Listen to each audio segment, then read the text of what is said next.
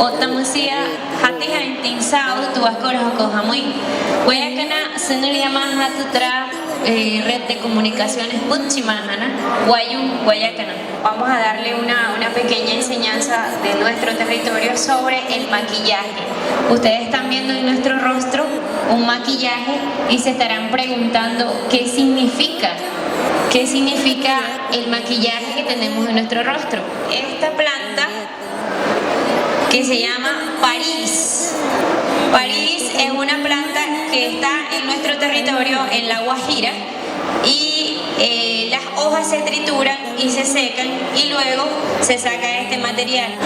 Y para nosotros es un momento de armonía, donde estamos compartiendo saberes, y también nos maquillamos cuando hay un sueño o rapuj. En nuestro idioma sueño significa rapuj. También nos maquillamos en la salida de una mahal. Mahal es cuando la niña pasa de ser niña a adolescente. Al momento de ir a bailar nuestra yotna. Yotna significa danza. El momento de bailar la yotna nos maquillamos el rostro. Pues aquí están viendo en nuestros rostros una espiral. Desde acá hasta acá es el momento en que nacemos, ¿no?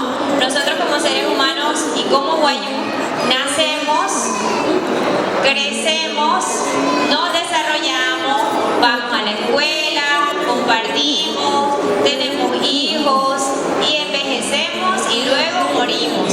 Entonces es la espiral desde el mismo momento que nacemos hasta el mismo momento que morimos y vamos hacia Jepirra. Nosotros los Wayuu decimos que físicamente nos vamos, pero espiritualmente seguimos aquí. Jepirra es el lugar donde van las almas de nuestros Wayuu. Entonces tenemos dos maquillajes. Sukua Wayuu Jepirra muy y Supuna Hokai Sopuna Hasai. Es hecho de plantas, es rojo porque el color rojo simboliza para nuestro territorio la protección. Nos sentimos protegidos con el color rojo. Nuestras prendas, nuestras cacunas o collares son del color rojo porque es nuestra protección. Y por...